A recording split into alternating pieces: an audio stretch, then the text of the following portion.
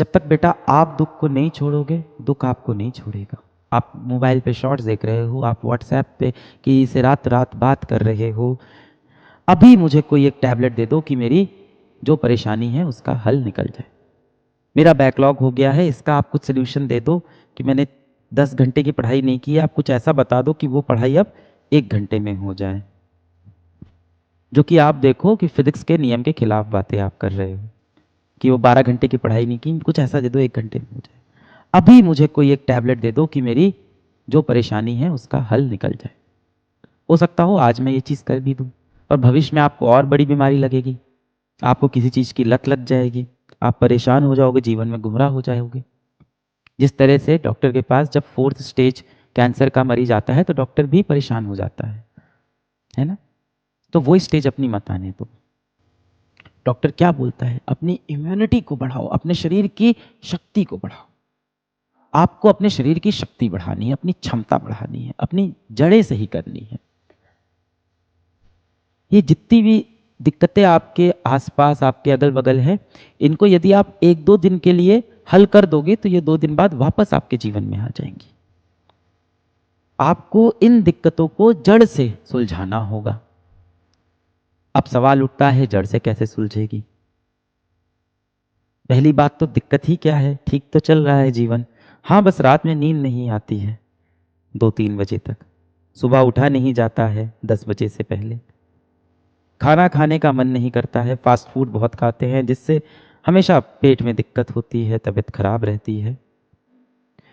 पढ़ाई करने का मन नहीं करता, पर अंदर से खुद के अंदर बहुत खुद को गिल्टी फील होता है कि चलो बैठ के पढ़ लेते हैं। पढ़ने बैठो तो बिल्कुल रुचि ही नहीं आ रही है पढ़ाई में, लगता है कि एक बार मोबाइल में देख लें, कहीं व्हाट्सएप पे दोस्त का मैसेज ना आया हो।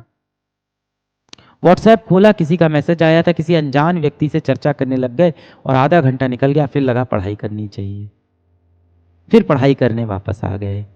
करते करते रात हो गई और रात में देखा तो शायद मुश्किल से 1-2 पन्ना पढ़ाई की होगी और पूरा दिन मोबाइल फ़ोन पे टीवी देखते हुए, कोई वेब सीरीज़ देखते हुए, कोई ना कोई शो देखते हुए हमने खराब कर दिया। इस बीच माता पिता ने कहा कि 10 मिनट आपसे बात करनी है, तो उनको भी चिढ़ के बदतमीजी से उनसे भी बात कर दिया कि मेरे पास तो समय ही नहीं है। मैं ये नहीं कह रहा हूं इसमें तुम्हारी गलती है। कोई व्यक्ति, मान लो किसी व्यक्ति को कैंसर हो गया, या मान लो कोई व्यक्ति को बुखार हो गया, और डॉक्टर उसे क्या बोलेगा? तुम्हारी गलती है, तुम्हारी गलती से तुमको बुखार हुआ है, तुम्हारी गलती से तुमको ये जेनेटिक डिसऑर्डर हुआ है, तुम्हारी गलती से ये तुम्हारी तबीयत खराब हुई है। नहीं ना, बीमारियां हैं, बाहर हमारे पर्यावरण में है, हमें चपेटे में ले लेती हैं। इसी तरह से कलयुग के अंदर बहुत सी ऐसी बीमारियां हैं जो आप जैसे युवाओं को अपने चपेट में ले रही है। वो बीमारियां क्या हैं? वो बीमारियां हैं ये सोशल मीडिया प्लेटफॉर्म्स। इंस्टाग्राम हो गया, यूट्यूब हो गया, व्हाट्सएप हो गया। अब बताया तो बहुत अच्छे तरीके से जाता है कि व्हाट्सएप बनाया है ताकि आप बात कर सको दोस्तों से, दूर बैठे व्यक्ति से आप बातें कर सको। इंस्टाग्राम इसलिए आप अपनी फोटो डाल सको। यूट्यूब इसलिए है कि आप शिक्षा प्राप्त कर सको पूरी दुनिया की। पर असल में इसका क्या इस्तेमाल हो रहा है आपको भी पता है। तो कलयुग के अंदर ना बहुत सारी इस तरह की बीमारियां टहल रही हैं। और जो आप कहते हो ना कि आपको मोबाइल फ़ोन की लत लग गई है, या आपका पढ़ने में रुचि नहीं है, आपको किसी और चीज़ में मज़ा आने लग गया है, इसमें बेटा आप